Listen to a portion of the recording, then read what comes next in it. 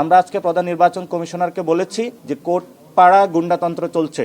বেগম জিয়ার প্রতি সবার আবেগ অনুভূতি, এটা বিএনপি কেন্দ্রিক নয়। নির্বাচন কমিশনের একটা সংস্কার প্রস্তাব এসেছে। নির্বাচন কমিশন সেই সংস্কার যে প্রস্তাবগুলো বাস্তবায়ন করতে যাচ্ছে, কিন্তু এই সময়ে বাংলাদেশের একটি দল কোর্টের মধ্য দিয়ে নির্বাচন কমিশনের ঘাড়ে বন্দুক রাখছে। তারা গুন্ডাতন্ত্র করছে সেখানে, অর্থাৎ ছোট ছোট যে দলগুলো রয়েছে সেই দলগুলোকে কয়েকটা সিটের লোভ দেখিয়ে বাংলাদেশের রাজনৈতিক যে বহুদলীয় গণতন্ত্র সেটাকে তারা হত্যা করার উদ্যোগ নিচ্ছে। আমরা সেই বিষয়ে স্পষ্ট জানিয়েছি, বাংলাদেশের সংস্কার কার্যক্রম যখন তারা পলিটিক্যালি ব্যর্থ হয়েছে, রাজনৈতিকভাবে এখন তারা কোর্ট আঙ্গনের আশ্রয় নিয়ে, সুপ্রিম কোর্টের আশ্রয় নিয়ে সংস্কার প্রক্রিয়াটা বাধাগ্রস্ত করার প্রচেষ্টা চালাচ্ছে। এটা আমরা একটা বিগ কনসার্ন এসেছে। সেখানে আমরা আমাদের যারা লয়ার্স কাউন্সিল সুপ্রিম কোর্টে তারা গতকাল মুভ করেছিল এবং সে বিষয়ে তারা সেখানে কথা বলেছে এবং তারা সেখানে উপস্থাপন করেছে যে কি প্রক্রিয়া এই কাজটা করা হচ্ছে। আমরা আজকে প্রধান নির্বাচন কমিশনারকে বলেছি যে কোর্ট পাড়া গুন্ডাতন্ত্র চলছে এবং সেখানে কোর্টের ঘাড়ে বন্দুক রেখে নির্বাচন কমিশনকে একটি বাধ্য করার ষড়যন্ত্র চলছে, যে ছোট ছোট যে পার্টিগুলো রয়েছে সেগুলোকে পকেটস্থ করা, বহুদলীয় যে গণতন্ত্র রয়েছে সেটাকে হত্যা করার।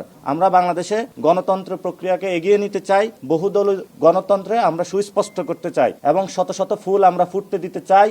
আমরা একটি ফুলকে চাই না, শত ফুল নিয়ে আমরা বসবাস করতে চাই সমাজে। এটা নিয়ে আজকে আমাদের বিস্তর কথাবার্তা হয়েছে। আরেকটি হলো যে গণভোটের মানুষ ওই যে যখন এটা পড়াকালীন সময়টা একটু বেশি যাচ্ছে এবং মক টেস্টে যেটা আমাদের এক্সপিরিয়েন্স এসেছে, যারা শিক্ষিত মানুষ তারা কিন্তু 4টা প্রশ্নই পড়তেছে এবং শেষে হ্যাঁ বা না তারা উত্তরে যাচ্ছে।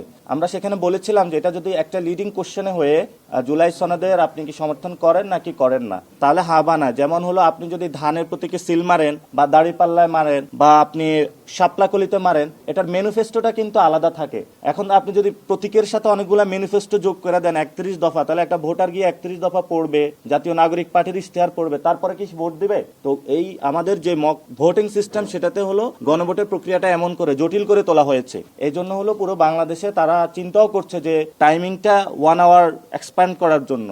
আমরা সেখানে বলেছিলাম যে আপনি যদি লিডিং কোশ্চেনে এটা দেন, জুলাই সনদে হ্যাঁ বা না বলুন, তাহলে এটা ইজি করার জন্য। এবং তারা বলেছে যে এটাতে সাংস্কৃতিক যে মন্ত্রণালয় রয়েছে তারা সেটাকে অনবোর্ড করতেছে এবং আমাদের যে তথ্য মন্ত্রণালয়। কিন্তু আমরা বলেছি যে আপনি দুইটা মন্ত্রণালয় দিয়ে শুধু পারবেন না, জনগণকে এটার মধ্যে বড় আকারে অ্যাক্টিভ তাদের পার্টিসিপেশন লাগবে এবং সেই অ্যাক্টিভ পার্টিসিপেশনের জায়গায় আমরা সর্বোচ্চ সহযোগিতা করতে প্রস্তুত রয়েছি, যেহেতু একটা আমাদের নতুন একটি যোগে আমরা পদার্পণ করতে যাচ্ছি। এবং আমাদের তফসিল নিয়ে কথাবার্তা হয়েছে। তফসিলে আমরা বলেছিলাম যে রাজনৈতিক স্থিতিশীলতা যদি আপনি জায়গা যখন আসবে তখন যদি তফসিলটা দেওয়া হয় তখন কাজটা অনেক ইজি হবে। তাহলে আপনি একবার তফসিল দিলেন, আমাদের যে গণতন্ত্রের যে আপোষের নেত্রী উনি খালেদা জিয়া উনি হলো অসুস্থ রয়েছেন, সো ফলত আমাদের এখানে বাংলাদেশের পলিটিক্যাল যে এরিনা রয়েছে সেটা হলো একটা সংকটময় পরিস্থিতি রয়েছে। আমরা বলতেছি সংকটগুলো উত্তরণ করে একটা সুন্দরভাবে তফসিল দিয়ে সবাইকে অনবোর্ড করে ভোটিং প্রসেসে যাওয়ার জন্য। জি না, আমরা কেন তফসিল পিছাতে চাইবো?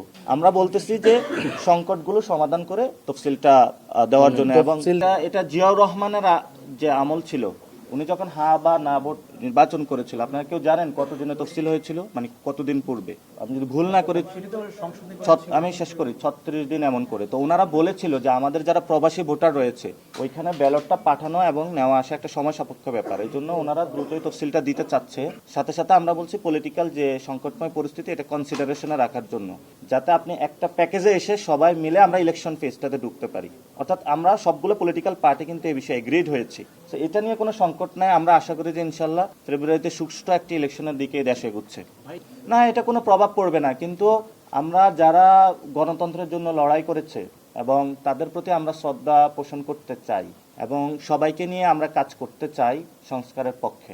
এবং আমরা মনে করি যে বাংলাদেশে উনি দীর্ঘ সময়কালীন লড়াই করেছিলেন, তো গণতন্ত্রের এই জায়গাটা আমরা সরকারও সম্মান প্রদর্শন করছে, আমরা সম্মান প্রদর্শন করছি।